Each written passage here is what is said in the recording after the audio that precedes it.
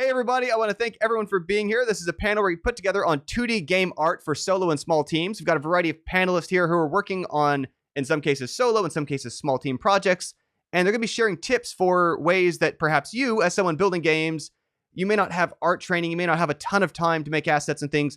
What are their strategies? How to make it work? And we've gathered questions off of YouTube, Twitter, and Mastodon and other platforms. I've got it on my secondary screen here. We'll be reading and discussing as a panel. We start some quick introductions. I'm Chris. I teach online through something called Home Team Game Dev. People make freeware games for practice when they get stuck. Me and my trainers help them. We made over 170 games this way in the past 7 or 8 years. Zigzaggy career, but these days I'm a teacher. Let me pass it over to Julia to introduce. Hi, I'm Julia Minamata. I'm a solo game dev. I'm working on the Crimson Diamond, which is kind of a mystery point-and-click adventure game. I've also worked with Strange Scaffold on a few projects, including Space Warlord Organ Trading Simulator, which is released, Witch Strandings as well, and a game for Playdate called Recommendation Dog, which is to be released soon, I hope. So we'll see about that. I also like to stream on Tuesdays. I stream my game dev, like art and music, on Tuesdays for Crimson Tuesdays at 8 p.m. Eastern. And I'm going to throw it over to Aureus. Hi, I'm Aureus. I'm the person behind Road Warden, and that's pretty much all I have to say. Thanks for having me. Hi, my name's Freya. I've been a solo game developer for, I think, 5 or 6 years, and doing all my own art for lots of small little kind of web games. And since then, I now work for Supermassive Games as a game designer, although I don't do any art there. And that's it. I have nothing to promote because all my work's on NDA that I've done in the last year. So I'm going to bounce it on to Damien. Hi, I'm Damien. I've mostly done solo development work for the past 10 years. Most of my projects are weird RPGs, such as, Purgatory Dungeoneer, which was published by the people at Strange Scaffold, or more people know me for games where you have way too many characters trailing after you, like I have low stats for my class as leader, so I recruited everyone I know to fight the Dark Lord. So that's what I do. I'll pass it to Francisco. Hi, I'm Francisco. I am also a solo dev focused on point-and-click adventure games. I've been doing it as I started off doing it as a hobby in 2001 and started doing it commercially in 2014. I've released 4 games ranging from historical fiction piece about a real estate agent to post-apocalyptic disease curing games to Victorian detective games. I'm currently working on a Western point and click, and I too do all the art, and it's very daunting, but we'll clear up how to do it here. So hi, thank you for having me. Awesome, thank you everybody, and we'll jump right into questions. Afterwards, might also just kind of keep spinning the ball, see what else we have thoughts in mind, but I want to start with viewer questions that we've gathered, again, secondary screens, so then a part of the recording here. But the first comes to us from a YouTube commenter, Break the Loop. Let's see here. Seeing the sheer variety of different scenes and camera angles in some of the panelist games makes me think about the daunting amount of art that's needed. Do you ever feel overwhelmed at the number of outstanding to-do items remaining in your game? How do you combat this feeling of being overwhelmed and needing to touch up hundreds of different things? Hundreds actually sounds optimistic to me, but does anyone want to speak to that first? My key point for this is I say get comfortable with knowing that it's going to be a lot of repetition and the same thing over and over again, and that you're probably going to be bored, but you need to be able to do it anyway. If it's important to do, then you have to just kind of sit there and get it done and dealt with anyway. So I say just get comfortable with the boredom. I would have an answer to that, which is if you are kind of feeling aghast at having hundreds of things to touch up, I would ask, do you need to do 100 things? Like, I think a lot of when I do art is how little can I get away with doing and how much can I convey with something that isn't 100 unique assets. So, just not doing 100 is a valid option if you're scared of it. It's speaking not just about assets, but just in terms of all the things that have to get done, and that being a daunting task.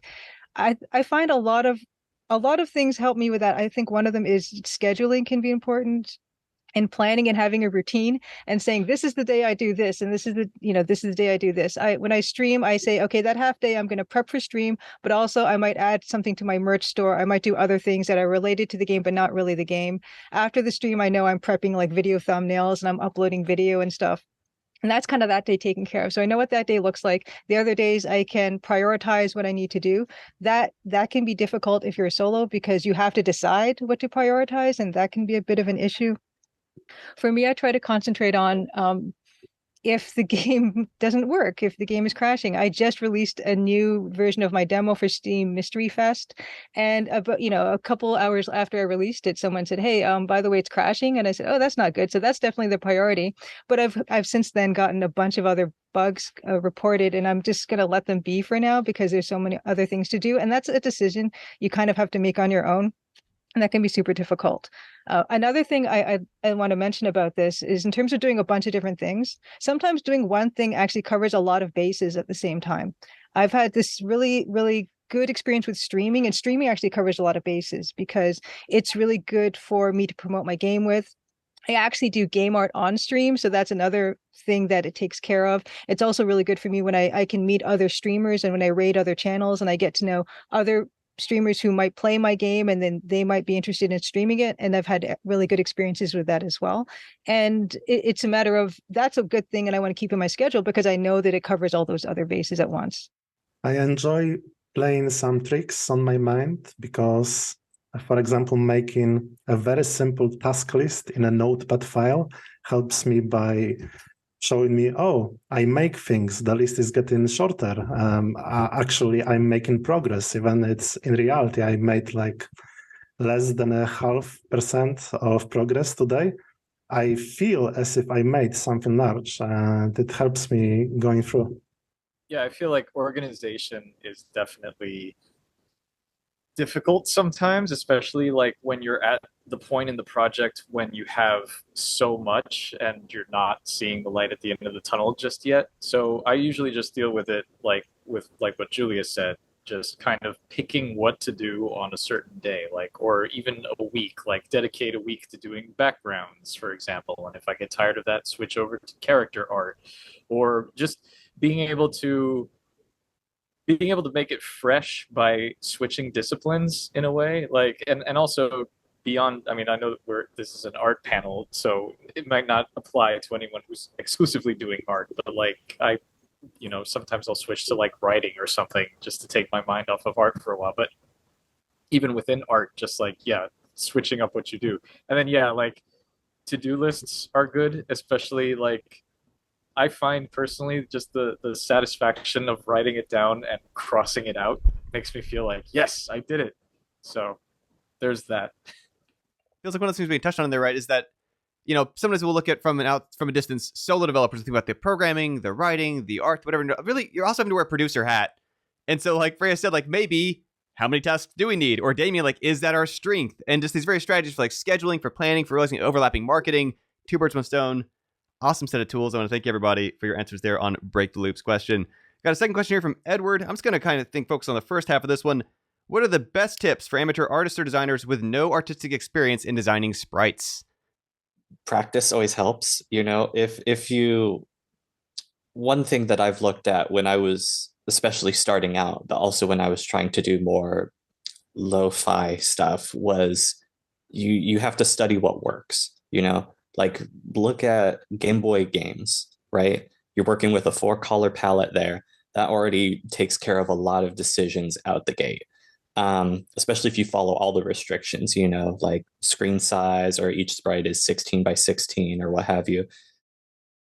If you're able to figure out like, okay, these are the rules that they followed, or let me try doing this way, like do a bush, and then you go, oh, okay, so the Legend of Zelda, they actually did theirs this way, and you can figure out why does theirs work compared to what yours did, or maybe you prefer yours for whatever reason. Maybe it's the stylization, maybe it's just it reduced, you ended up doing it with 3 colors, so you're able to see the character sprite more, whatever. So really, I think it comes down to, you study what works, you try making your own things comparable, and then you see what does and doesn't work. I think also it can be hard if you're just working on a sprite to feel kind of comfortable with it and feel like, yeah, I've really done this, especially when you're quite new to art or you just think you're not very good.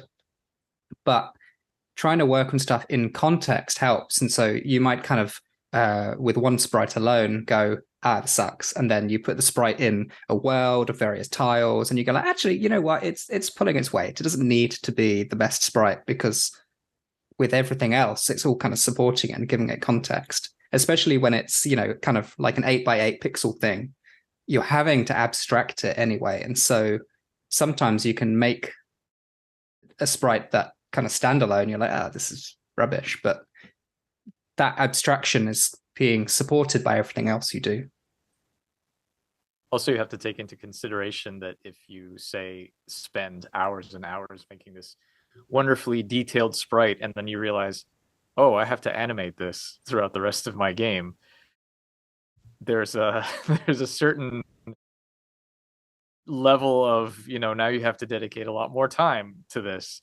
So yeah, you don't want to you want to scale back as much as possible if you're just starting out. Or also, it can also be a way to sort of discover your style in a way, because when I started out, I basically was trying to make adventure games that emulated like the classic like Sierra Online games. So I just sort of made my little guy sprite semi-realistic proportions was as best I could do at the time. And then as I went on, I realized I wanted to embrace rotoscoping. So then I started, taking photographic images and tracing over them and stuff like that. So, and that's the style that I've embraced. So in a way, like not knowing what I was doing and then just trying out something else was what led me to figure out what my style was. Yeah, I have a couple of thoughts about this. So, of course, we've all mentioned so far about keeping things kind of a lower resolution helps. Limiting the palette really helps. Also, with a sprite, you have to think about animation and how animated something's going to be. That's also something that's going to really increase and multiply how much production time you have on assets. If you have a sprite that's like 16 frames of animation versus 3 frames of animation, that's going to make a big difference on how long things take. Something you might want to keep in mind when you're designing a sprite is having it be discernible, each part of the sprite being discernible, even at a low resolution. A really classic example of that is something like Mario, where he's got the hat and the mustache, and that helps differentiate different parts of his body. On my sprites that I designed, my main sprite has a belt with a belt buckle. And so you can see the belt buckle moving on her torso. You can tell that she's twisting and turning, and her arms have different, like she's got different sleeves on her arms and things. And you can see that helps visual landmarking in terms of discerning what's going on at those low resolutions and limited color palettes.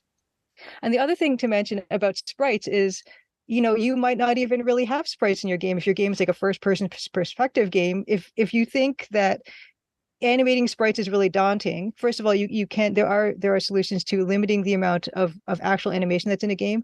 A really good example of that is a game called Inspector Waffles, where it is a traditional looking adventure game, but it's very limited animation, but it's done in such a way that you don't really notice that there's any real lack of animation. Or like I said, first person type of games where there aren't sprites and people. It more focuses on the background art. So that's another way to go about things if you feel like maybe you're not that comfortable with sprites, or you want to make a game but you're not interested in making a sprite. As I was preparing the first few scenes in my game Road Warden, one of the first enemy encounters the player can face is a small group of griffons. And back in 2019, I tried to portray how those griffons could look like. And I decided, well, I can do this right now, so I'll just go ahead and focus on other parts of my game. And a few years went by, I never drew the griffins because I drew not a single sprite for my game, and it has no sprite. It just has those empty chambers or pieces portraying the wilderness that add to the haunting atmosphere of the game or to its somber mood. And I think that for most of the time, it's good to just not obsess on one single imperfection you may have. It may turn out that, for example, your game will have some weak visuals at first, but you then may add those other pieces that are essential for your game, and then you may discover your style, or may discover that your game is actually awesome and you can find help somewhere else, someone who would draw some things for you because all those other things are just top notch. Awesome. Yeah, I love that example of the griffins never being. It's like I'm reminded of the old Hollywood films where the monsters, it was pre-computer graphics and they couldn't show a whole monster. Movie's kind of creepier because you just see a tail whipping by and it's in your head, right? Next question comes from Twitter. It's from user Jim Plays Games. how do you go about making art for something that there isn't really a good reference for, like coming up with a spaceship or something alien looking? When I design monsters and stuff, I usually just draw lines and add too many teeth or mouths or eyes, and then decide what material and what else to do for them. I mean, for my very first game, I remember I had like something like 60 different monsters I wanted to put in. And so I just started making notes like, okay, well, we'll have like, and I just started hybridizing things. I was like, yeah, we'll have a vampire butterfly and a cyclops slime and stuff like this. And so you just figure out like, okay, well, we'll make it out of this material. You know, we'll have this be furry instead, or we'll actually make this organic monster be really hard and not necessarily scaly, but like just made out of some weird or material, right? You don't need to do too much to make something look terribly different from everything else. You just take one thing and take it too far. I would say for this idea, it's to concentrate on what the function of the thing is that you are actually designing.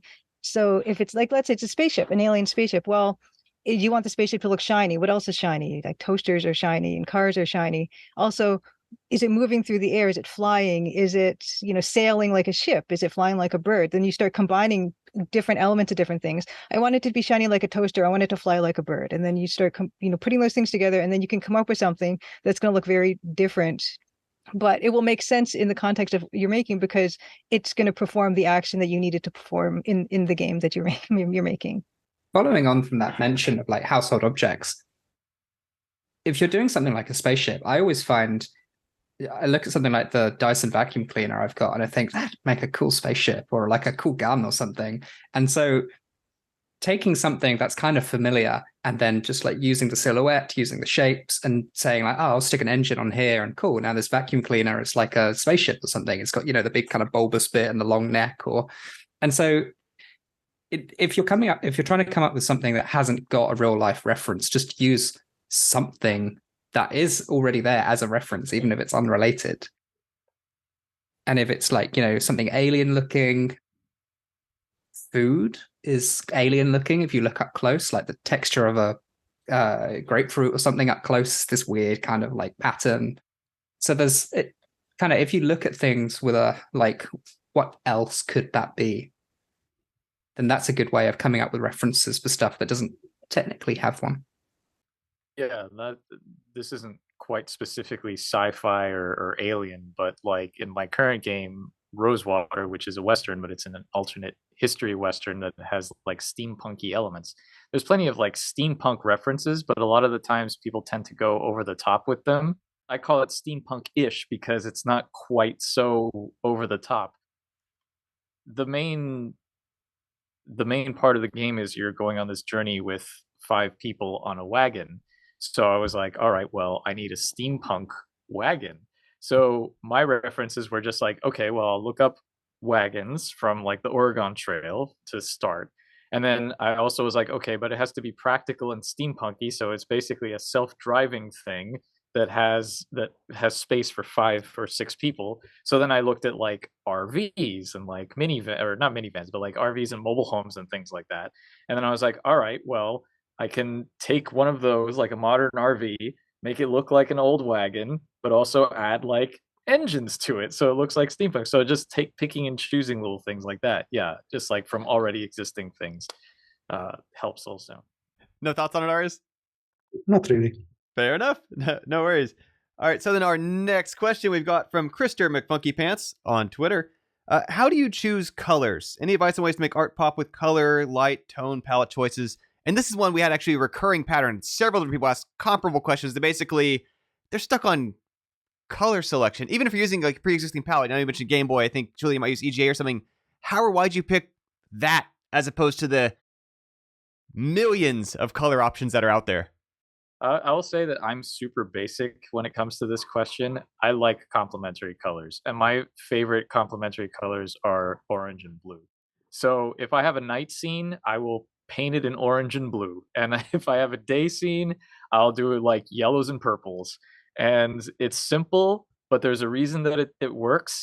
So I try not to stress too much about it, but like at the very basic level, I'm like, okay, well, I want to at least make it look interesting by using complementary colors.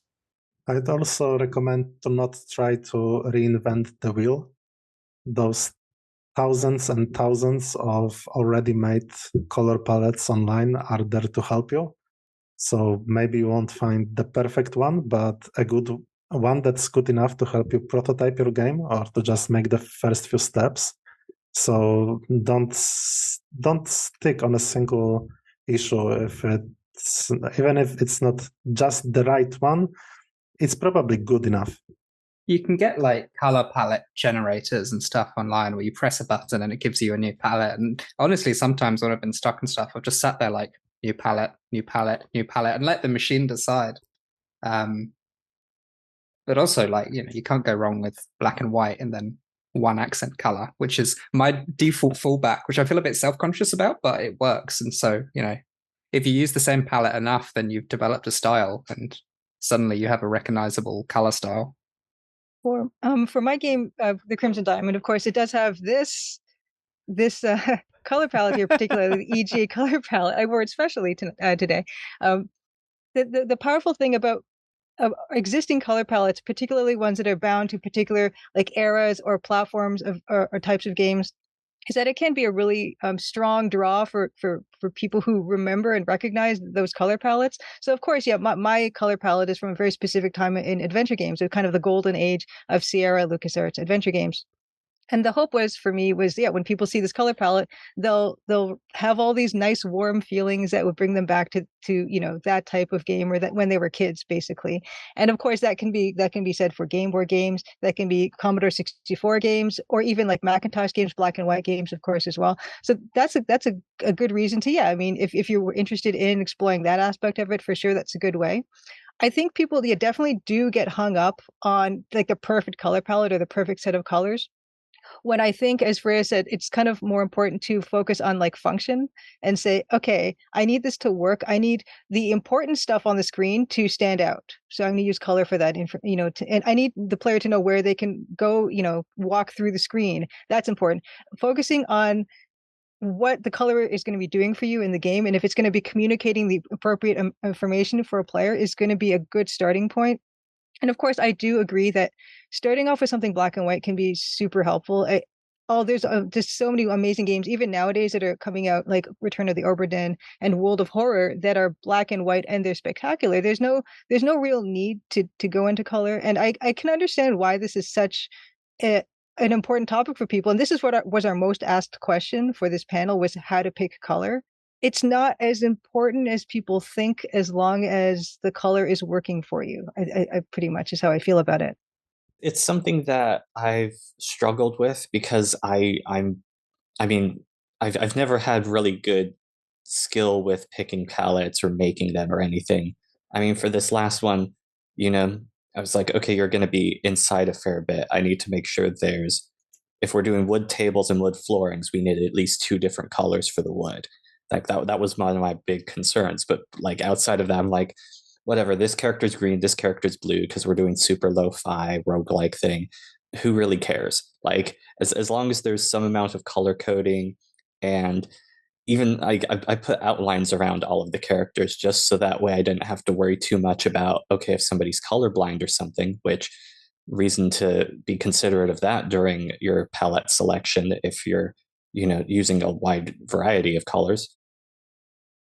You need to be able to at least see where everything is. You need to know what is interactable and what isn't. So that's really all I have found concern with. And yeah. Right before this, we're kind of briefly chatting during setup that today I wore the same color as my background, completely oblivious. I could use an outline today, but I'm the moderator, so it's better for me to fall into the background anyway. That's my argument. We've got a next question. This one might have a little overlap from the previous, or from a couple of questions ago, but H. Strayford on YouTube asked, what tends to drive how time-consuming a piece of art or animation is? Not really thinking so much from like a scheduling lens, than just what things take into consideration, trying to decide if something's a big ask, perhaps if working with another artist, or even just trying to think about project-wise what's unreasonable solo small team to be tackling. Frames of animation. Animation, because you're having to do the same thing a lot of different times, and you have to make sure it all works together. And if it doesn't work together very well, you have a bunch that you have to double check and redo. frame 1 has to go to frame 2, has to go to frame 3, and it has to work. So animation just always takes a lot of extra time. Outside of that, it's how detailed are you trying to get with it? Are we talking a simple Game Boy style like explosion? Or are we talking, Final Fantasy VI, the entire tile set of the game, right? Like there's definitely a big difference in those aspects. Also keeping the visuals of your game consistent all the way through. So you may have one background that you decide you want to add all sorts of idle animations to decorate it, but then you have another area and another background and another background. And are you sure that you want to keep the same time of attention to each part? And it may be better to just simplify all of them a bit to make them feel like they belong to the same project. Also, so this panel is for people who are not as confident in their art. And I think a lot of solo devs have something they are good at and something that they are like, I kind of need to do this, but I'm not that enthusiastic about it. And so if you're unsure how long some things are going to take, it's so different for different people. Like backgrounds, I tend to do very quickly compared to the rest of the art. But then the writing in my games is the fastest for me because that's my main strength. And so some people are going to find certain tasks very easy and very fast, and others are going to find things kind of like they just hit a wall with it, whether it's something that's technically difficult or that they just find kind of like emotionally difficult. And I'd say if you're trying to find like time estimates for working out how long something's going to take, do like a tiny vertical slice, do a little bit of everything that you're kind of weighing up and think, okay, I know I could do this background fast. I know the sprite is going to take me longer. I know this, animation is going to be ungodly amount of time. So I'm not doing the animation. Especially when you're in a small team, it's going to be so personal to you and your own skills and weaknesses as well. Another thing I think to keep in mind when you're building assets is you might not feel that comfortable with making certain things. Or you might feel like you're slow at certain things, but as you go through the process of making a game and that repetition we're talking about, the repetition is not necessarily always a bad thing. The repetition is practice, and you will get better as you go, and that can get faster. That can be a hard thing to gauge as well, though, because not only will you get faster with the processes that you're practicing, but you also, you'll get better at them, and there'll be this desire to go back and redo things because you feel like, okay, I've gotten better. So you need to like get a handle on that desire and just keep moving forward. You can always go back and fix stuff later. That's always like the magic rule for me is, I think on this panel, we've talked a lot about good enough. It's good enough. You can just leave it for now. Just good enough. We're going to move on. Because that can be the enemy of progress, is this idea that you want to make everything perfect before you move on to things. Of course, we've covered, size, the resolution of stuff, color, the frames of animation. Also tools and workflow, depending on, a lot of us work 2D, and I think there's a big reason for that is because it's just an easier workflow. 3D games, there's so much to deal with, like there's lighting, there's texturing, there's stuff I don't even know about that is to do with this stuff. And that's stuff where, the workflow, if you're asking an artist for something, to be aware of all the things that have to be done, there might be certain software, and the software is like really demanding on systems and things, and that can take a long time to render stuff out. Like all those things that come extra with what kind of art you actually are looking for, that can add to what a big ask might be. And also, if you're working with another artist, that aspect is another thing. Like Freya did mention, some artists are faster at certain things than others. Some artists prefer certain types of subject matter over other things. Is this something that, they're interested in, they believe in, or is this something that they're not interested in at all? Another thing is scheduling. It can be a big ask if you need something next week, but it's a less of a big ask if you need something 2, 3, 4 months down the line. In terms of someone scheduling that into their current workflow or having to rearrange their entire schedule to accommodate what you're looking for. So those are other aspects, I think, especially to keep in mind with working with other people. My answer is a little bit more specific to like when I think about how I'm going to draw like really detailed backgrounds. But of course, if it's your first game and you're thinking about planning backgrounds and things like that, it can be, again, overwhelming to like think, how am I going to draw this library with like all these bookshelves? it's something that comes with experience, learning how to work efficiently and how to cut corners and like still make it look good, right? So like if you're going to draw a bookshelf or a super detailed library background, you don't have to draw every individual book necessarily. You can just figure out book shapes and then copy and paste and stuff like that. I'm looking at the background behind Julia and I'm like, well, look, that's a symmetrical background. Like I only need to draw half of that and then flip it and mirror it and then just like change little details here and there so it doesn't look exactly like a mirrored thing. But like little tips and tricks like that can make you work more efficiently. And like sometimes you can't help it. I mean, I spent 9 days on a background that was a pawn shop, literally just doing like all the little odds and ends and stuff. And sometimes you have to take the hit and do stuff like that. But a lot of times, excuse me, a lot of times once you just figure out like how to minimize your workflow and not spend that much time on those details, then that can help your workflow and help you figure out what's possible and what is a giant ask. Right on. Yeah, I like this mix of tips. There's some mixture of just kind of this pattern theme throughout. Of some things where cut corners intelligently. There are things that aren't worth the time, and then being able to sometimes putting in the legwork and time on where it makes a difference, and that your advantage is you'll put that time in where somebody else didn't or wouldn't or couldn't. Let's see. We've got a next question. It's actually also sort of echoes some thoughts that Julie had the previous answer, but comes here from Stampede or QB, and I'm actually going to generalize this a little bit because the question originally was about when do you determine if a map is done, which applies to some of these genres more than others. But let's say in general, like for your art pieces, because you could pick at it forever, right? Like writing, like anything creative, like music, you could just keep editing the same character for your entire life. How do you determine when a piece is done? Sometimes you create one, it looks fine, but a little sparse. You add something, looks nice. Now you need to add a little more, increase level of detail. It's just a rabbit hole of doubt. How do you decide? Cut it, move on, or stop spending time on this rather. I don't have an answer just yet, but I just want to say I love the term rabbit hole of doubt because it's so perfect. Yeah, like this is one that because we had the questions in advance, so I wrote down some bullet point answers, and for me, I kind of just go until I get bored, and I get bored kind of easy, and then I'm like, okay, well, does this mean that I actually need this part in here, or can we cut this down? Again, this is a solo developer going, okay, how does this influence the core loop? Like, is there something game design wise I don't like about this, or is this actually an art thing? But yeah, I mean, I tend to do really minimalist stuff anyway, so I kind of just I put in a few things and I go, okay, that's fine, we can move on. And if I want to add more, I would do that later. I think I'm actually the opposite of Damien in that I will just grind things to dust, and I won't let my own personal feelings of being bored or not interested in something at all dictate how far I go with something. And that's a big problem sometimes because as a solo game developer, it's up to you to decide, make that call about, is this worth it? Is this not worth it? I overcommit big time a lot of the time.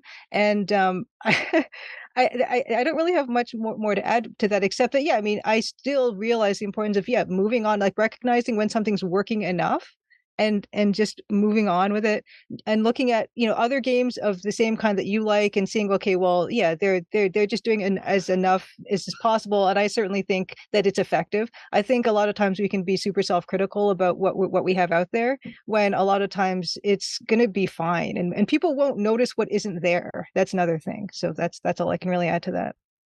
And it's good to keep your actual goals ahead of you and know what is it that you try to do. So are you trying to design a masterpiece that's going to hang in a museum, printed, I assume? Or are you actually trying to just communicate some sort of information for your player? Because I assume that, yes, you're making a game for yourself, but you usually make it mainly for other people to see it and to be able to read something out of it. So at one point, you probably just need to assume, okay, I think my message is clear already. I think there's two kind of contexts in which deciding when something is done comes up, and there's one which is like, okay, I've got 10 or 20 of this identical asset. Say it's a map, say it's a background, say it's a sprite. I could spend unlimited time on one, just get it to perfection, but then, I have to spend that time on every single one. And so sometimes it can be better to say, like, right, I'm going to do half an hour on this, no more. The standard it gets to in half an hour is where I'll keep it. I'll do that time on all the others, and then I can kind of look at the whole batch together and say, well, kind of maybe I need to do another half an hour on all of these. And just stopping yourself kind of laser focusing on like 1% of the game and doing like an alpha of your whole game, doing a draft of it, and then kind of going back and iterating on each little chunk. But then also I think like if you're new to making games, making art for games, finishing is the hardest bit. And like there's the metaphor goes around, like the first 90% of the game takes 10% of the time, and then you just get stuck on that final little bit and you're just like, I don't know when this is done. And the hardest thing to learn is just like, where's that finish line? And that, I think it can be difficult to accept you're not going to release it perfectly, because you can't release a perfect game. You'll always get that kind of tiny bit more. And so just learning to accept, again, like kind of Chris said, it's good enough. And that's it. And then I'm done when it's good enough. And, maybe your standards need to be lower if you haven't made things much. Obviously, if you're like a seasoned professional, you're probably not watching this panel because it's not really for seasoned professionals. It's for people who kind of are looking to get the beginner tips. And so, just have low standards, do it faster, release it imperfectly, use those lessons for the next time, and you'll kind of have a better feeling of how long it will take. I also really like that point, Freya, about I mostly work with programming-centric people, and we'll refer to as first pass. I think I've seen also designers use the same phrase. It basically, does everything kind of exist at all before I then, like you said, look at bird's eye view as a set and be like, where's my energy well spent on cleaning it up? But it's just such a nice lens to not get stuck too long on one piece. So the rabbit hole of doubt is especially...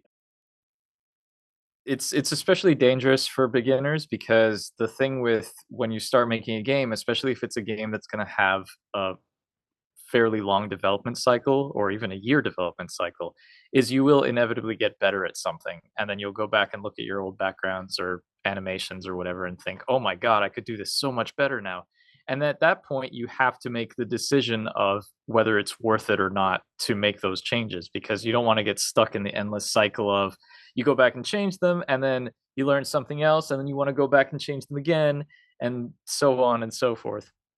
So it can be tough to do that. That's probably one of the hardest things, but it goes back to what Freya was saying about finishing being the most important thing. And I feel like acknowledging that it's not going to be perfect is very important, but also to put a little bit more of a positive spin on it. I like to think, or I used to like to, I still do, I like to think it's the best that I can do at this time with my particular set of skills.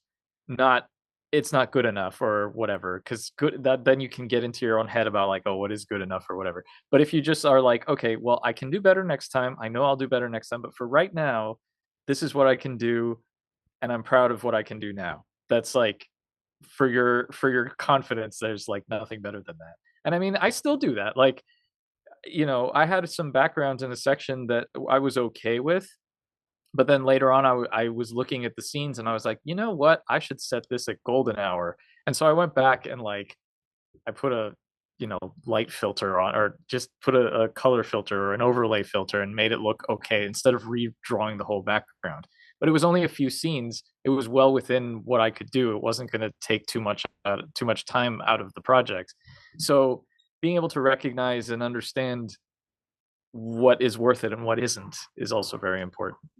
Yeah, love the messages too of the needing to get it behind you, moving on from it. A bunch of people I work with basically try to teach them the learning is in hindsight. It's easier to wince about and then apply to the next project from the ground up instead of, like, say, chasing your tail indefinitely.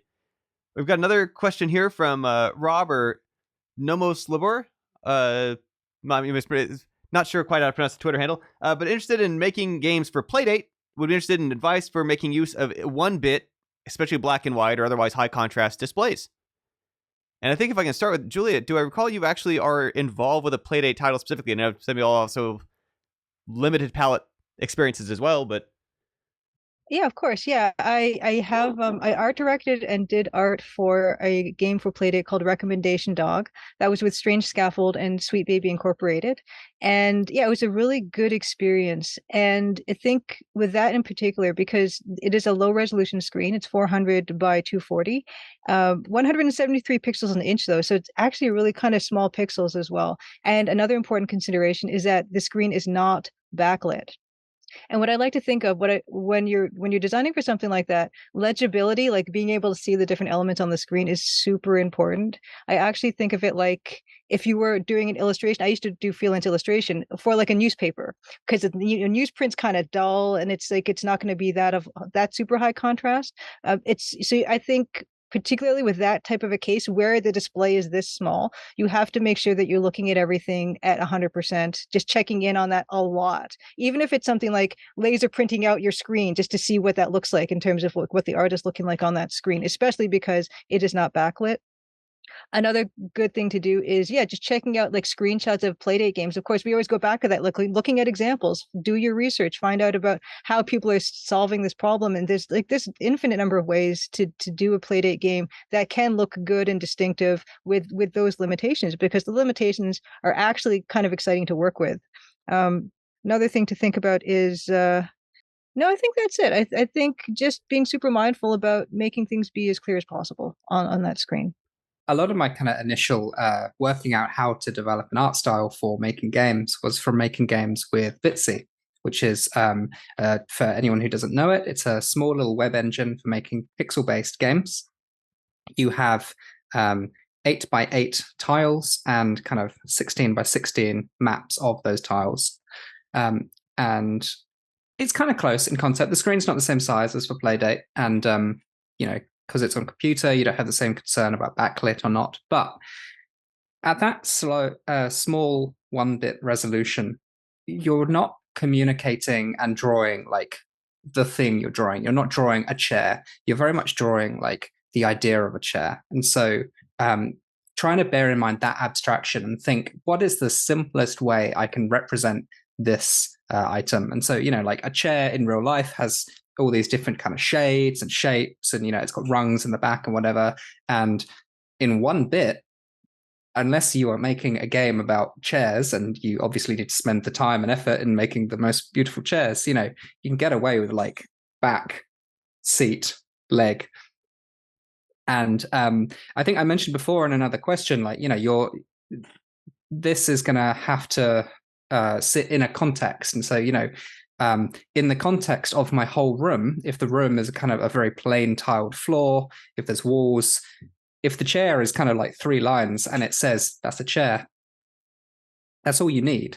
And so kind of embracing a level of abstraction in what you're drawing is going to really help you, because otherwise you can go kind of insane trying to figure out the exact way to draw a perfect chair in like 10 pixels. If you're developing for example, Playdate, you ideally work for a game, try to make a game that's meant to be seen by people who are expecting games that are going to have limited visuals. Your audience is already a part of your advantage as you try to figure out how to design shapes for them. So you probably don't need to surprise them, especially because they want to have something they can hold in their hand and spin this, this corp and figure out how to make their character move and play for 10 minutes and put their game away. Then they don't need to have this amazing piece of art in front of them. I've done a bunch of minimalist stuff, and what has helped me learn is by playing a bunch of minimalist stuff, is because then you get to see like it's analysis is part like, okay, how does this work in and of itself, and how does it work next to everything else? But then you also have to see, okay, how did these parts move, and were there any points that I had difficulties with? if you go into the original Pokemon games and it's like, oh, you know where the door is because it's always at the bottom part of the screen where there's a little bit of a carpet that lets you know that's where the door is, because they can't just represent it with like the back of a door or something. Or it's at the top of the screen where it's very clearly obvious against the wall. It's just weird little considerations like that you play, you get an understanding with, and then you go, okay, how can I use this? Or, this didn't really work to me. Maybe I'm better off putting stools in my games than chairs. Like I can't find a way to make the backing look correct. So let's just change what we're doing there. I got nothing for this one. I have another addition to that, actually, in terms of like, what Damien and Freya are talking about in terms of like that realism aspect of it, and how I think maybe people who are beginning and who want to create art for games, they get hung up on this idea that things have to be realistic looking, and that's really not that important. And in fact, I think this idea of having a chair being symbolic of a chair versus a realistic depiction of a chair, it can be a lot more powerful as well. Damien mentioned playing games that are like super low res and super simple graphics. So that you can know that things work, and stories can really be conveyed effectively, and gameplay can be conveyed effectively with very simple graphics, because that's been done like that in the past. For decades, it was done like that in the past. And a lot of really good books don't have pictures either. It's not a problem in terms of wanting something to be photorealistic or something. And actually, the symbolic chair can be a lot more powerful than a realistic chair, because the more realistic you get with something, the more specific it is and the less universal it is. And it's harder sometimes for people to really connect with something that is so specific, where they suddenly say, well, I don't see myself in this, or I can't identify with that character. A lot of really powerful depictions of characters, you can't even see their faces, or they don't have a face, or they don't have a body, like in Road Warden. You don't even see yourself, right? It's not a necessary thing to say, I need a gorgeous graphic for this to be effective. Like that's not really the case at all. And I think it would be a shame for people to let that stop them from trying to create something that is super meaningful. I like that Damien mentioning this thing of, okay, well, this is this power, right, of a solo or small team to be able to, not just the artist, but then change the plan. It's like the back of a chair is pain, make a stool. And I work with a lot of people who are on teams who may not be familiar with. You can also write pushback. You have information the other person doesn't even request it. A producer says, make me a chair. They don't know how much easier a stool is for this context. Bring it up. Be like, hey, would a stool work? And occasionally everybody benefits from those back and forths between roles too. I've got a question here from Fight XP, and this is one where I know, the brush doesn't make the artist, right? But still, it's just a very concrete question. It may not be a lot to discuss, but what's the software you're using for pixel art? What programs are you using? Are you all Photoshoppers? Are you Sprite? Something else entirely? For the longest time, I did just use MS Paint. And nowadays I use paint.net, which just gives me a bit better control over things, lets me import custom palettes and stuff. So it's not a fancy program, but it is free. And sometimes it does plenty enough there. And then once you get used to where everything is, it moves along pretty quick. I use Photoshop CS2. It works. I'm sure there's much better pixel art programs. I know there are, but I like CS2. It's what I'm used to.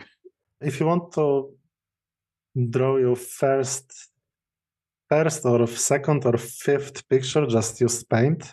Just try to squeeze out of it whatever you can. If you want to put some funds into software that's specifically designed for pixel art, just buy Sprite. It's the most popular piece of software there is for pixel art. If you know how to draw, you'll find that many people who draw pixels, they either start from pixel art, and those usually focus on pixel art oriented software, but if they know how to draw or they use tablets instead of a mouse, those people probably already know how to use Photoshop or GIMP. And in that case, just use Photoshop or GIMP. Don't force yourself to fit some sort of software standard. No one's going to care.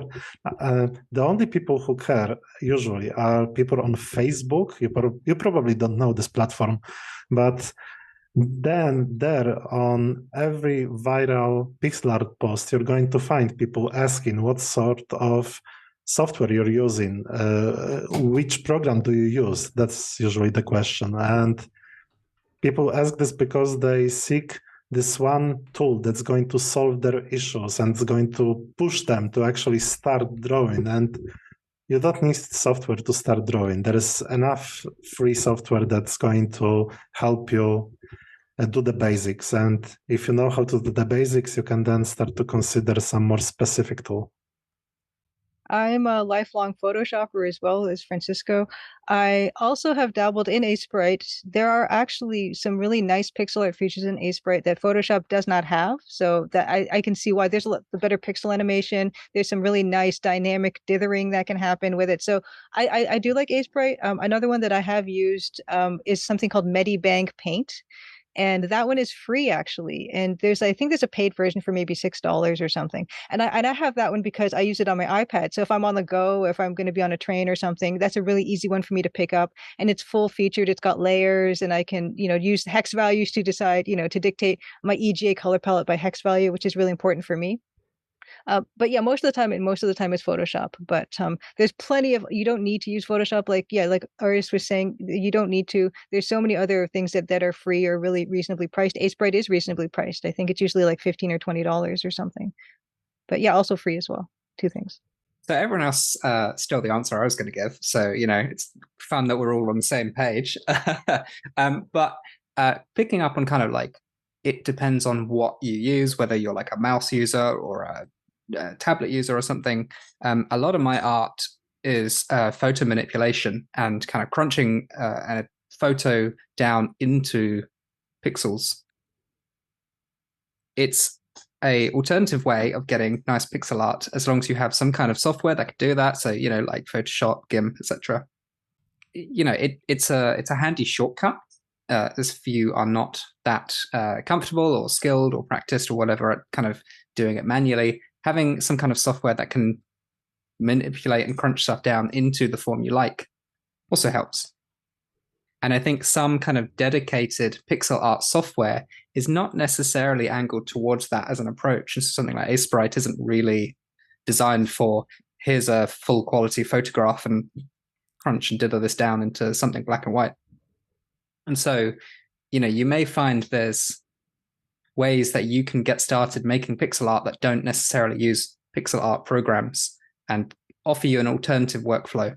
Yeah, one quick thing I want to also say is just like, because a lot of what we've talked about is what we're comfortable with using. A lot of us have something that we got started with that we were like, okay, this is a very solid thing.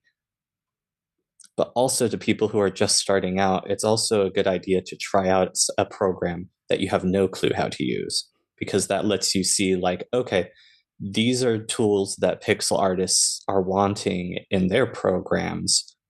I don't know how to do this. Like there might be somebody who doesn't know what dithering even is, which that's its own conversation, because there's plenty of people who you figure that out and then you over dither everything. But yeah, there's everybody goes through the phase. But that's why I think it's important to also highlight that is, even if these programs seem daunting at first, like get the free trials, see how they work. And it's like, okay, this is what I should know, at least what it is. That way I know whether or not to use it. Awesome. And I want to throw in there, and Pew's just going right, I am not an artist on the panel, very specifically, so listen to all these other folks.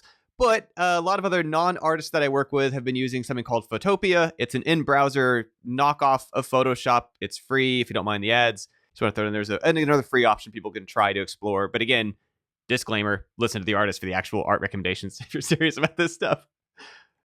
So our next question comes to us from Mastodon user Token Rove. The question being, how did you first come up with a process that actually produced usable art? What kind of changes happened before it became the process you use now?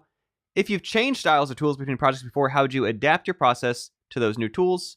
Basically, figuring out repeatable process is the thing they're struggling with most right now. Learn how to swallow my pride and just ask people what they think. And they told me how to fix it. And they explained me that I don't know how to use isometric perspective. And they explained me how to draw isometric pixel art. Okay, so I had that thing solved. So I drew some new pieces and I presented them online, and people told me, okay, these colors, they don't match. They should be reversed. The path is too dark corresponding to the grass. You need to reverse the colors. So I reversed the colors. Oh, suddenly the things start to look better.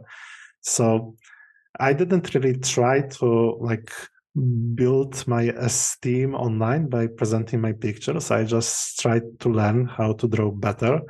And people were eager to teach me because those pictures were just so bad. And because I didn't argue with anyone, I actually was trying to learn something. I was so grateful to get all these comments I got.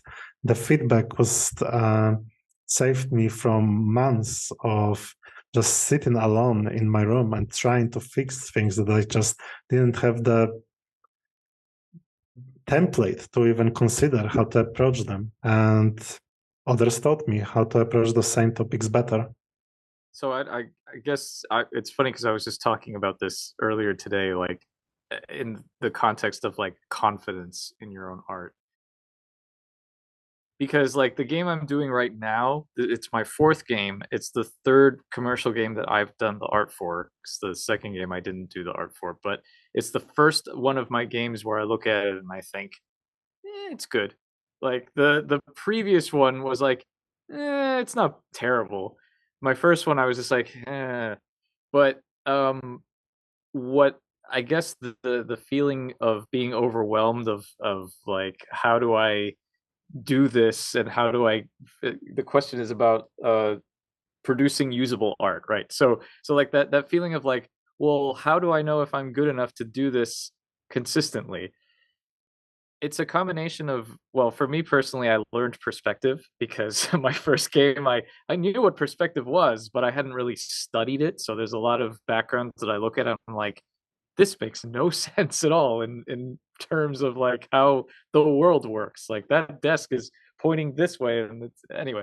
So studying art definitely helps, obviously, but like specifically, like perspective, the fundamentals, things like that, how to put stuff together and be consistent in that aspect, and then also just kind of like again, like we talked about before, just practicing and repeating and finding a style that works to the point where you feel comfortable enough doing it and just learning things as you go. Like, between projects, I tend to study little things here and there, like lighting or color theory or whatever, just kind of try and apply it as I go.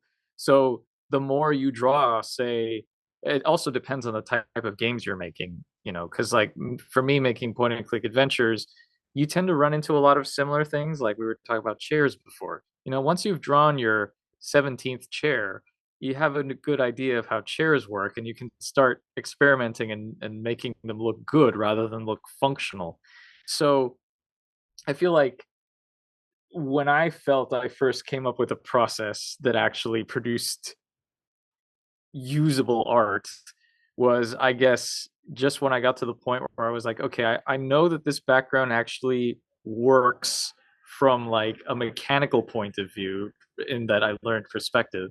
And then also just having drawn so many backgrounds that I was like, okay, well, this door looks like a door. This building looks like a building. Now I just have to make them look better than just a building, like make it a unique looking building, that sort of thing. So I guess the short answer is practice, and then you'll eventually start making usable art. What's the shortcut? Years of practice is like it's such a real answer, but I don't know. It's like yeah. I started making games as like pure interactive fiction. So my first games were, I can't draw, I'm not going to draw, I'm just going to have words. And then kind of like after a few of them, I was thinking, I should probably do some pictures because it feels like it's missing something. And for years, I treated art in my games very much as a kind of necessary evil. And a lot of my working out a process that produced usable art was, okay, what is the least painful way to me personally of making this? And so kind of a lot of my games have been 1-bit pixel art, or they've been photographs, or they've been photo manipulation, or they've been do I even need a background? Can I get away with like a solid color? What's the least work I can do for any given moment? And through that kind of like trying to find shortcuts that produced some kind of like intentionality in the art. If I'm trying to illustrate a particularly dramatic scene, I've been thinking, what's kind of like the least I can do that still feels like it's doing the job that I want it to do, which is, have a bit of art in there to illustrate a point. And coming up with a process for that has been kind of like leaning on the minimalism or leaning on the kind of slight experimentation. And I feel like any art can be usable if you kind of believe in it and if you really kind of double down on it. And so if you feel like your art is a bit inconsistent and maybe kind of like some of it's nicer and some of it looks a bit weird, you can always kind of double down on that and go, I'm going to go for a kind of collage style. And so I'm going to ramp up the inconsistency. I'm going to, exaggerate. I don't think I'm very good, so I'm going to make it look really bad and kind of lean into that as a feature almost. And so I think like, we've kind of said before, like there's good enough, and there's also like, you don't have to do one particular style. And I think like having some kind of like intentionality and, like I am doing this art not because, I can't do anything else, but because, it's going to fit the job. However I've made it, however I've come up with it, whether it's, like taken a photograph, I've crunched it into too much dither and I'm going to be embarrassed about that in a year because everyone does lots of dither or whatever. Being able to just kind of get it done in a way that you find the least painful, I think is good, is going to be good. And then you can always finish that game and go, wow, I'm not doing that again. I hated that process. Let's never hand draw over images or something again. I have some thoughts about it, but first, Aureus, I don't think I was pronouncing your name correctly, and I want to get it. I want to nail it this time. So can you just tell us how to pronounce your name properly? And I should have covered this at the start, so I'm so sorry. But no, I've actually heard that the way you pronounce it is also something that would be intuitive, especially for Hispanic pronunciation. But it's not even a Polish word. It's word from Latin, and I just use Polish tradition of pronouncing Latin words. So okay. I don't expect anyone to know how this sounds. And I call myself Aureus. Aureus? Aureus. It ends with us. As a meta note, Aureus, and again, please correct me if I'm doing it wrong too. Do you want this part included because you'd like people to be like learn how to pronounce your name, which like I'm 1,000% welcome, or you're like, you know what, let's not make it about that because I know you said like you're used to the other pronunciation too, so just want to get your preference on that, including this or cutting it out. If you think it's entertaining. I like people to hear how to learn to pronounce these things, and I want to work on it too. So I appreciate if you're okay with us including that. I think one of the important things that Aureus mentioned that we haven't really touched too much upon is, getting feedback from friends, from family, from social media. If you're brave enough, social media, I commend you for doing that. That can be a super helpful tool about improving your art, because you're not living in isolation, especially nowadays. There's so many ways to share your art and try to get feedback from people in different forums too, like maybe pixel art forums or whatever art you're doing specifically, or just more of a general thing. And that can be super helpful as long as you understand how to take in that feedback constructively and kind of like toss out the stuff that's maybe less constructive. But it can almost feel like a shortcut to instead of coming up with stuff on your own. So that's super valuable, and I think it's a really good way to go if you're just starting out with like no expectation about, okay, I know that this is just a work in progress and maybe I can get help here. And I think that's been a worked super well in your advantage. To speak to Francisco's point about perspective and learning perspective, I actually, for my process of creating the rooms for my game, I got looser with it, and I actually am cheating perspective a lot more because I started to study the backgrounds, the Sierra adventure game backgrounds, and to break down what the perspective was doing in those games.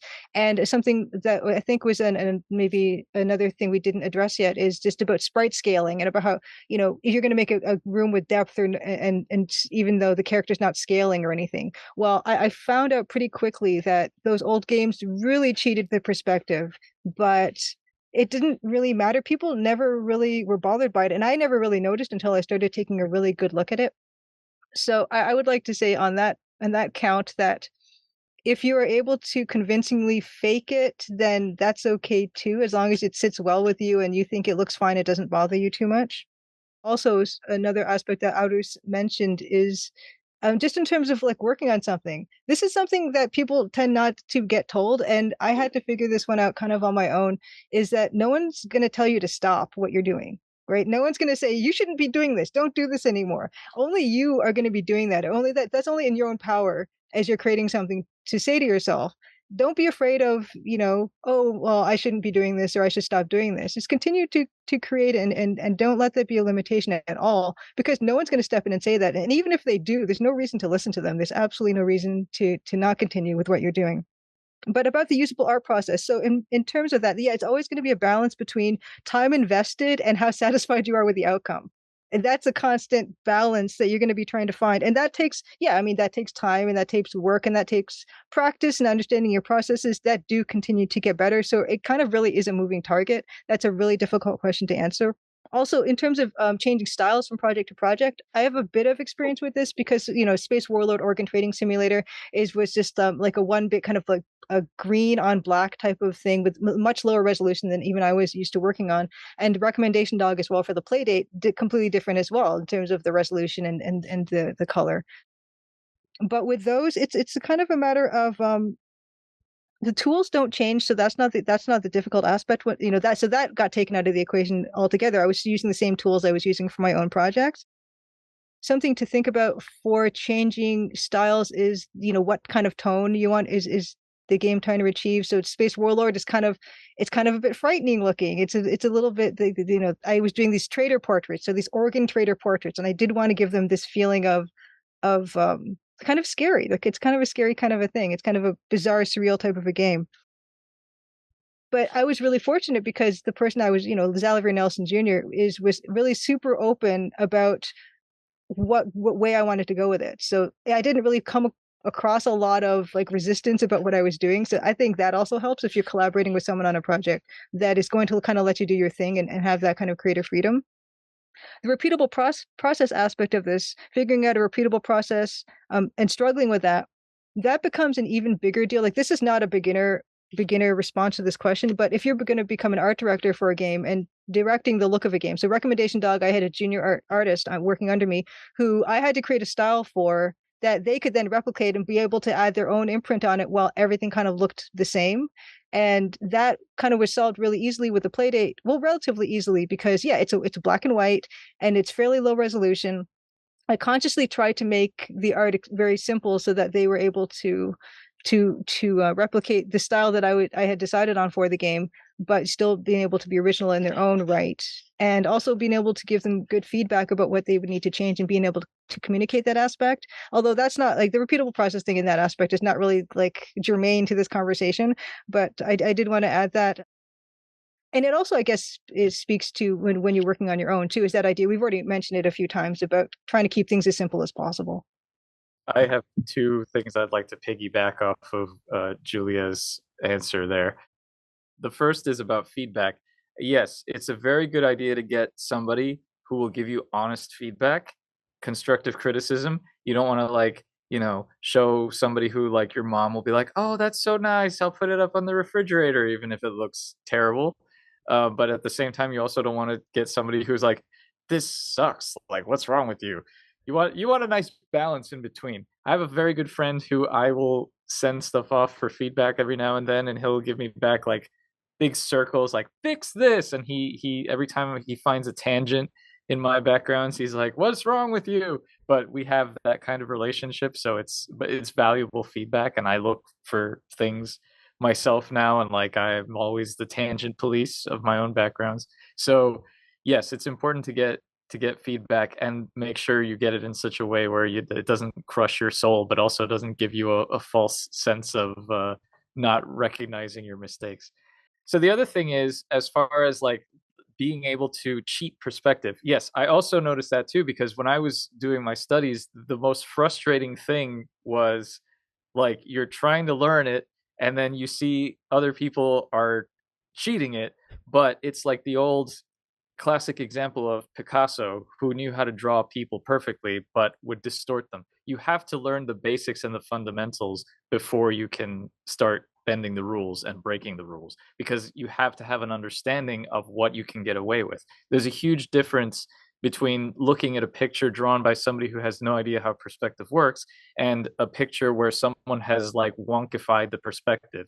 It'll still, you can't maybe put your finger on exactly why one works and why one doesn't, but it's because the artist who understood the rules of perspective understood how they could break them and still make it look good. So if you're a beginner and you don't have that knowledge, your best bet is to stick with the proper technique. And maybe your backgrounds will look rigid and mechanical, but if that's what you can do at the time, again, like that's what you should do, because it's like one of the follies I see a lot, specifically in people making like indie point and click adventure games, is if they want to make it look cartoony, they always go to Day of the Tentacle as a source. And Day of the Tentacle is a great looking game, but again, it's also done by artists who understood how you could break perspective.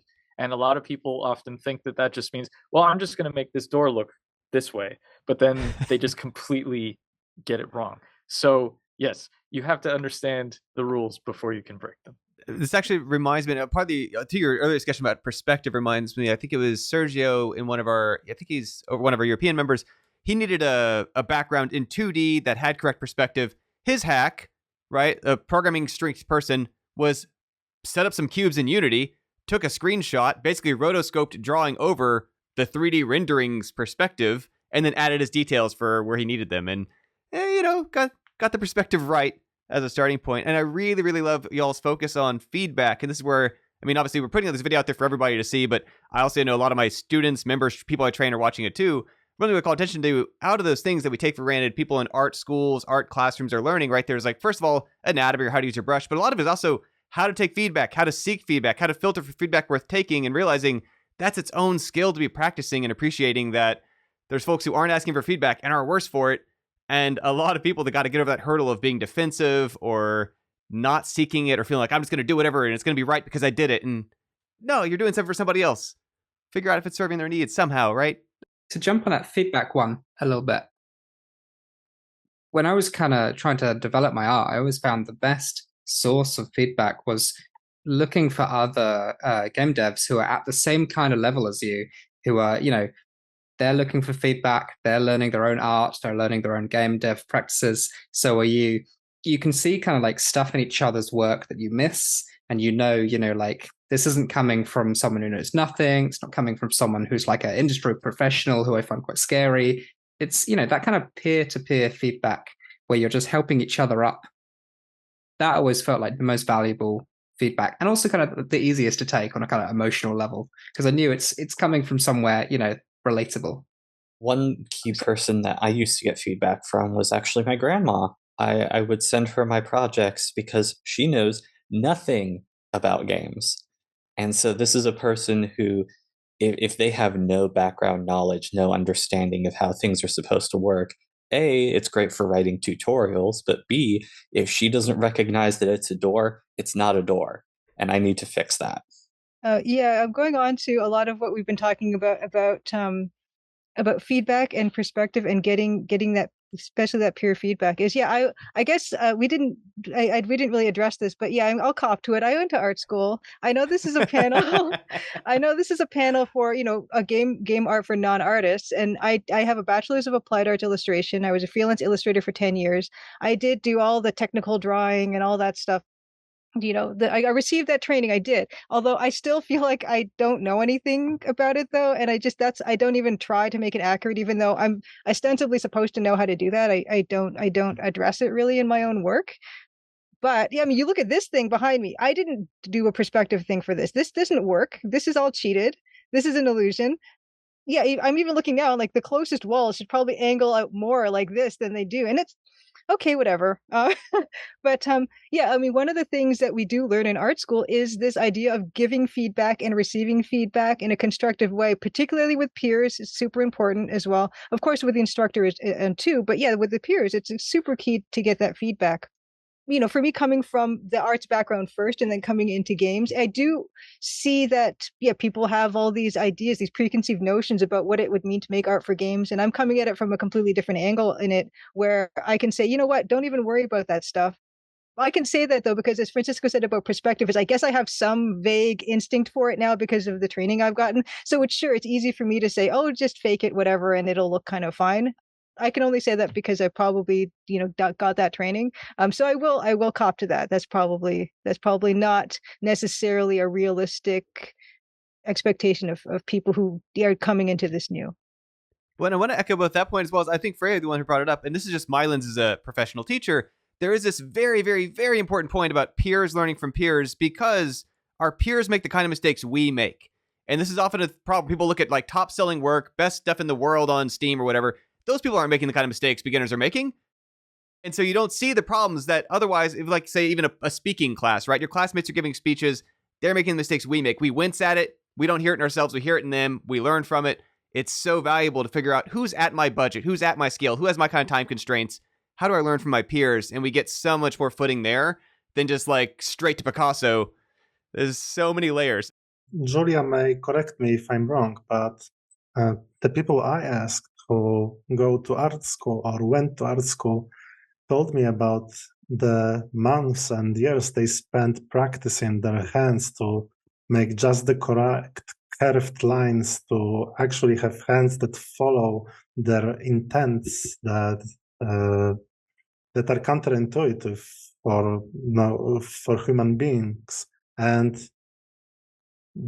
it's amazing that right now we can use those different tools, such as software that's designed specifically for using mouse and drawing pixels, or we can indeed mesh photographs and deep fry them into making them look like something unique and unusual, and to depict something that has pragmatic utility for us. And all these different tools are amazing advantage, and the fact that we can also seek feedback online, there are so many opportunities that can just throw us miles ahead in comparison what the previous generations had to went through to produce the traditional work. And I think that's fantastic. In my case, for example, I went from knowing nothing about pixel art to making pictures for Road Warden in about 2 years. But from this, the actual drawing process took maybe 5 to 7 months of actual learning. The rest was working on other aspects of my games and considering what mistakes. I needed some time to get some perspective and to look at my pictures once again and to see, oh, those actually make no sense in some regards. But you can find online many different people showing how much they were able to learn when it came to pixel art in, for example, 1 year or 3 years. And this is amazing what people can figure out pretty much either on their own or just by following tutorials and guides and seeking feedback online. Julia, perfect example.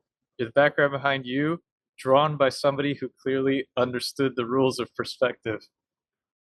This was clearly drawn by someone who had no idea what perspective was. I mean, look at those floor tiles. So, yeah.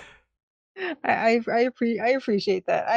I always have this idea where I just kind of undersell how I feel about my own abilities. I never think anything of it really. And I never think, oh, I hate perspective. I hated that class. So probably I don't know anything about it.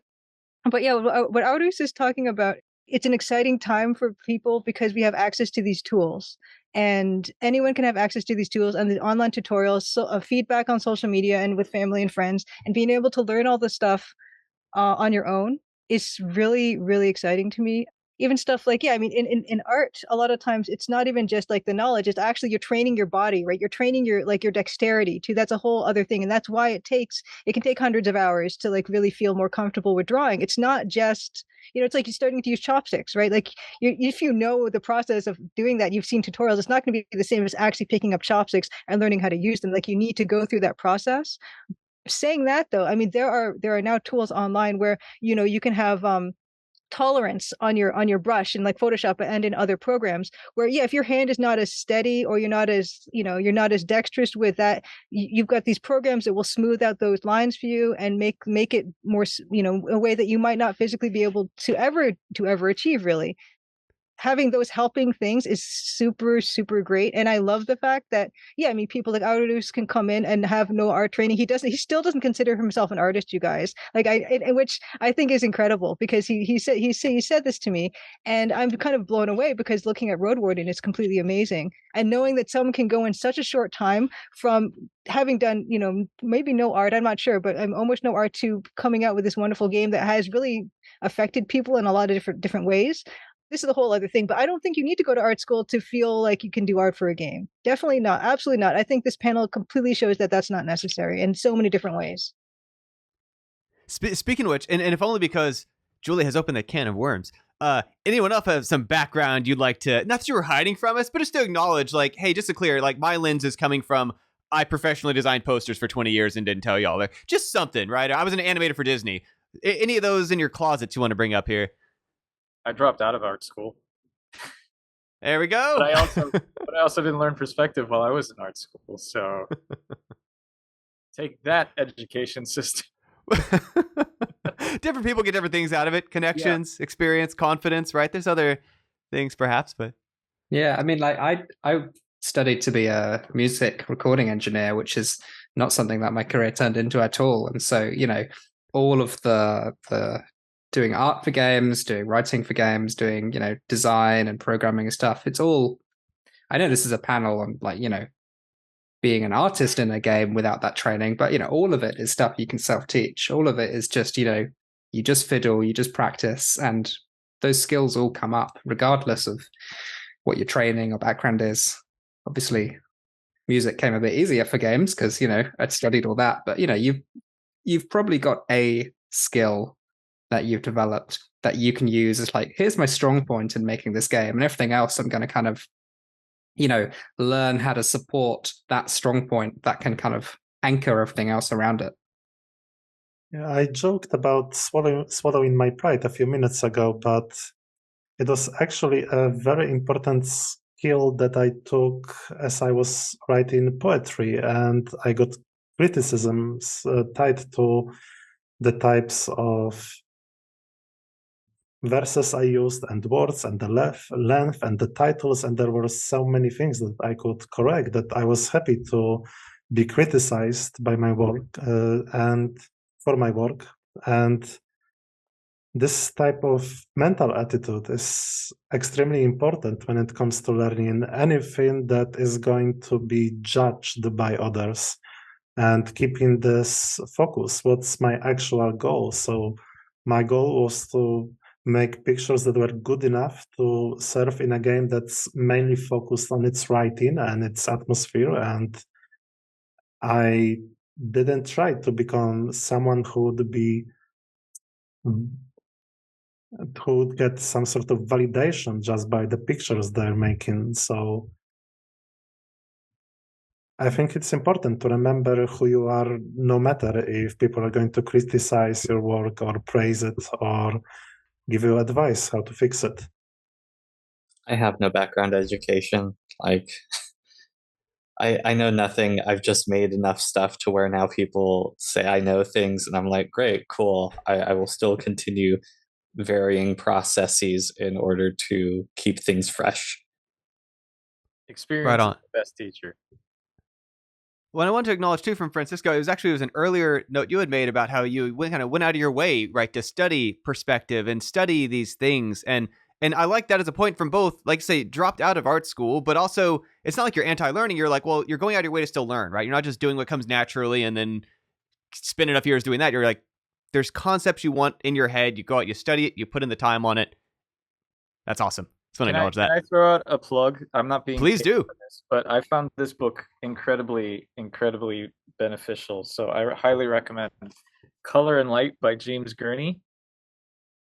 It's more for realistic painting, but there's lots of stuff in there for anyone interested in improving their art in any way, shape, or form. So highly recommend that. I'm actually glad you opened that thread, because even though there's not a question we had from the thing, this is another of those great points to kind of launch pad from the ending on of, is there a tutorial series you found on YouTube that was super helpful? Is there some trainer out there that was just like you learned so much from, you want to acknowledge or shout out to? Stuff that they can go from this and they'll Google, learn something else based on things you found helped you. Anybody else here? I guess it's not really like a resource you can go up and look now, but all of my early games were game jams. And so they were like, okay, you have a very short set amount of time, 2 days, a week, a month, something like that. And I found that just forcing myself to, do what I can in a short space of time, finish, close that book, move on, do it again. I found I improved a lot quicker by doing very, very short little bites of work than I would have from being like, right, I'm going to make, a big game as my first one. I'm going to spend, 2 years on it. I'm going to run into that thing where it's like 1 year down the line. Oh, I don't like my old art now. I'm going to redo that. I'm going to get caught in this kind of snake eating its tail loop. And instead, just, that resource of, there's lots of community game jams out there who you can join, and everyone is on the same level of like, we're doing this in 1 week. That really helped at first. I found watching Bob Ross has been really helpful. Just strictly like, partly just, the fact that talent's a pursued interest and you are what you repeatedly do. But, he has a palette of like maybe 8 colors each time. And then it's just like half an hour later, here's a whole painting. And it's like, okay, there's certain things about that process that's still applicable to what we do. So he's so soothing too.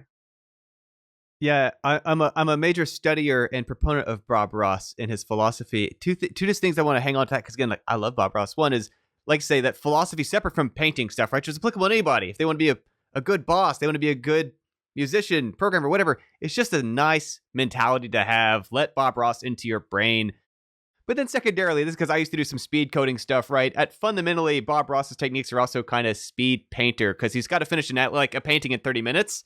There's a set of techniques that are conducive to, I can paint mountains, trees, clouds, water very, very efficiently. Could you take the same technique and do, I don't know, a portrait?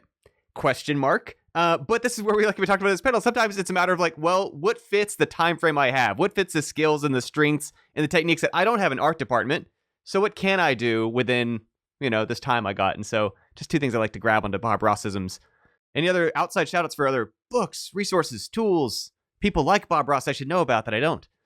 For pixel art specifically, there is this website lowspec.com, and lowspec has pretty much a base of all sorts of color palettes and tutorials.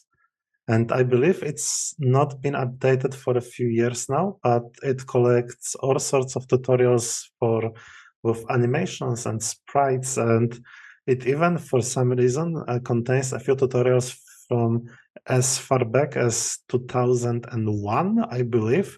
And it's funny to just see how disgusting internet used to be, and all the ancient websites with their archaic designs. And well, that's fun. There's a blog called Nature in Color, which is naturalpalettes.tumblr.com, which is just a bunch of like really nice nature photography, but then underneath they've broken it down into the palette. And so that's a nice resource if you want to like get an idea of the kind of colors that you find in nature, or the surprise that you get sometimes thinking that something is green when actually it's gray, or yellow when it's actually when it looks green. So yeah, and it also hasn't been updated since apparently 2018, but it's got a lot of good resources. a lot of our styles are either from the 80s or from Game Boy era. Also, like, how much has color theory changed in 2,000 years, question mark, right? Like, some of these are probably pretty stable, question. I don't know. I genuinely don't know. That's a real question. I don't have the same eye y'all do.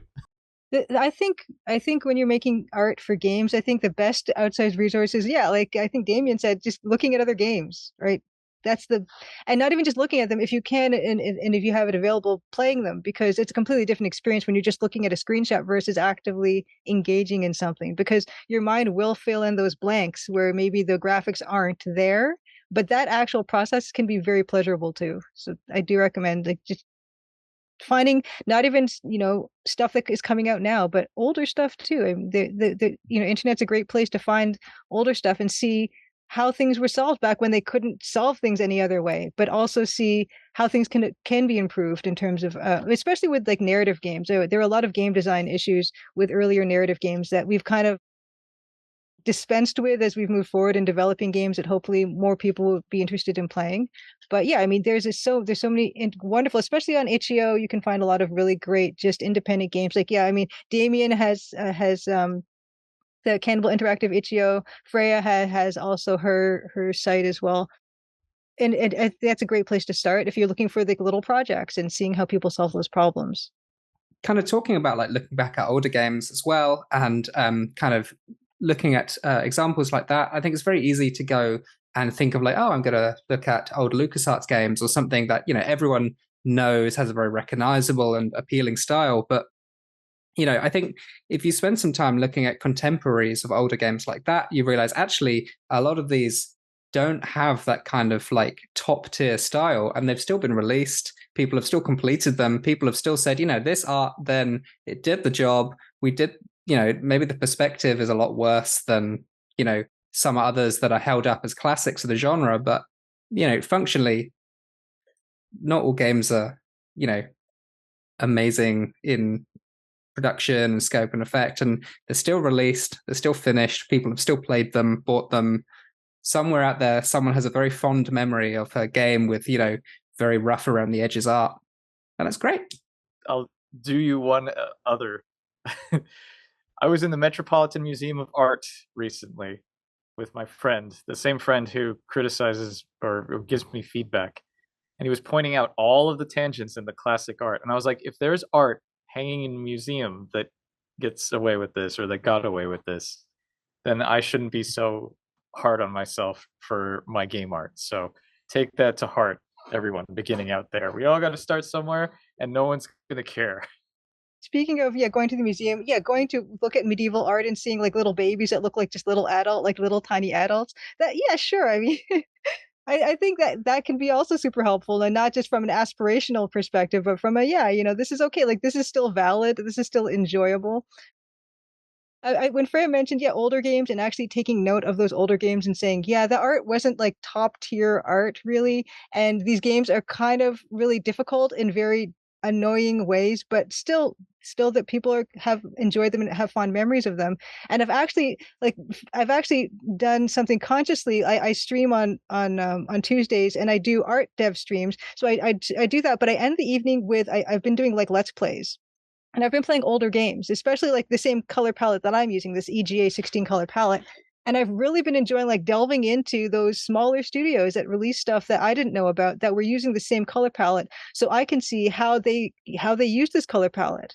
And I'm learning a lot from seeing the older stuff that I had never seen before. And also from a game design perspective, playing those games and coming upon those friction points of, ooh, I don't like this limited inventory, or ooh, I don't like how there's an important item in this room, but it's not in the verbal description or the visual description of this room. Stuff like that. It's super, really, really good lessons to learn from a visual perspective and a game design perspective. What is pixel art but modern day pointillism? Like we get in there to the details, but then you also have to step back and appreciate the bigger picture. Maybe we can call it pixelism or something instead. there it is. Well, and so we've given some shout outs to outside things. I also want to make sure we include, as maybe kind of a wrap up thing, shout outs to your own things, just very directly, right? Google this, or find me on Steam here, or look up this game name, or watch me stream on which day of the week. Anybody want to kick us off here with just sort of a closing where to keep following your thoughts, find your other content, check out your games, any of that kind of stuff. I have a bunch of games online at communistsister.itch.io. That's where I put all of my releases, and my Twitter handle has been sat in the corner of my little webcam window here for the whole time, so you can find me there. All my links are from there. Self-promo. Okay, I'm gonna do it. I'm cool with it. I actually don't mind doing self-promo because the way I see it is I'm performing a service to hopefully people who don't know about my game who would really enjoy it. I want to get in front of those people and kind of have them get to have this experience of playing my game or my demo. So I feel like it sounds so bad. I shouldn't even say it this way, but it's like I'm doing them a favor. That sounds terrible. But anyway, no, it's fine. It's completely. I do a lot of sales work. Yes, you're doing them a favor if you're connected and who wants to find out about it. And they do. That's why they're watching this. They want to see examples of the kind of stuff we've been discussing. Ugh. Where do they find it, Julia? Okay, yeah. So you can find everything. There's thecrimsondiamond.com. So you can Google the Crimson Diamond and it comes up like first, I think, which is like, yay, I won Google. Yeah, so thecrimsondiamond.com is where you can find me, all the social media stuff. I'm at Julia Minamata on Twitter. I do have a Twitch channel, _Maple Mystery, but you can find all that stuff up. But yeah, I stream Tuesdays, 8 p.m. Eastern, either art or music. I have a wonderful musician with me, Dan Polakar, and I do everything except for the music, and he does that, and we will compose a track live on stream from pretty much beginning to end when he joins me on those. So there's that. And I think, yeah, that's about it. I have a Patreon if people want to like figure that out or something. And yeah, I also I have a YouTube channel where I put all my streams up in case it doesn't really fit with people's schedules to check in live. Oh, it's on Steam too. It's on Steam. Please wishlist my game on Steam, The Crimson Diamond. Yes. Okay. I'm good. I've made a bunch of games, so I'm not sure which ones exactly to promote. Like if you want an enjoyable one that's still fairly minimalist in style, Purgatory Dungeoneer. That one had multiple people working on it, so you know it's better. There's, if you're really looking for like the Game Boy style and you're fine with pseudo 3D, it's 6 random characters in a single floor dungeon. That's the whole game. And then if you really want to see how minimal you can take graphics with like Atari level stuff, there is a game called Damien Crawford's Golf Experience 2022. Those are on Steam. Those are on my itch. If you play them, I apologize. My main game is Road Warden. It's the first game I made that's actually successful at what it tries to do. I'm going to probably soon, not exactly know when, but I'm going to soon announce my next project, and I'm very excited about it. And I mainly use Twitter, where I use the tag moral anxiety. And you can find me also just by Googling Road Warden. I have a website, moralanxiety.com, but most news are usually updated just on Twitter. And if you want to buy a game, you can buy it on Steam, on itch.io, on a few different shops. So just select the one you like the most. And big thanks to Julia and Chris for setting this meeting up. So I am at Brundislav Games on Twitter and on Mastodon. I also stream my game development every Wednesday. I call it Wild West Wednesday at 1 p.m. Eastern on twitch.tv/Brundislav. And I also mostly do art, but sometimes I'll do programming. I'm at the point in the project now where I sometimes do voiceover editing. I also have a YouTube channel where I've been trying to be better about putting like behind the scenes stuff. So I have like a bunch of behind the scenes videos with recording with the voice actors. That's also Brundislav Games on Twitter. On Twitter, on YouTube. Too many social media platforms.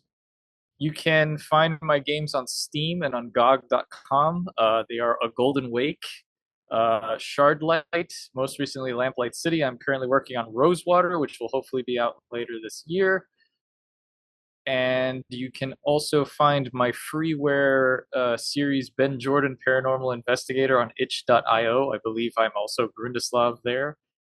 So yeah, if you want to see my journey from a 2-week game that looks terrible with nothing going for it and no perspective, to some slightly decent art in Lamplight City, you can check all of those out.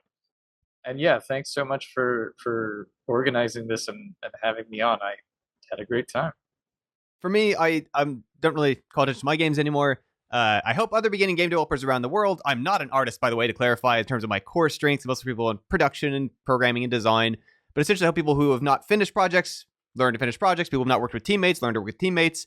People who have not hit a deadline on a longer schedule, how to do that. Those are the kind of things I work with people on. That's what we do in Home Team Game Dev, including, if you search for Home Team Game Dev, you'll find the podcast where we've had hundreds of speakers over 7 or 8 years. We have a monthly person visit us from industry to talk about what they've done, what challenge they're into, what they like about their stuff, what the advice they have for somebody who wants to become like what they're doing in the future. And this is kind of content like this panel we're trying to put out there to help more people get their footing in. Okay, they've done some jams, they've watched some tutorials, they want to start doing stuff more seriously. And so I really want to thank all y'all for being here today. Share what you can. And I also want to encourage, as kind of a call to action to the audience, if you're watching this, put on panels with your friends if you know stuff you'd like to share, right? You don't necessarily need someone's permission to be on a stage somewhere. If you know stuff, you know people, share your knowledge. It's great to do. It's a lovely way to get to know more friends online from all over the place. This is a lot of fun. I want to thank you all again for being here. And including also, thank you, Julia, for helping set this up, organize, find panelists, and so on. Oh, no, thank you. Shout out right back at you, Chris, for like even approaching me saying, hey, do you want to do a thing? And I'm like, sure, let's do a thing. That'd be fantastic. And thank you to everyone who did come and was so wonderful about participating and being super fast on replies and stuff. So yeah, kudos to that too. This is one this turned out like better than I could have even have expected. So thank you so much. Yeah. Hey.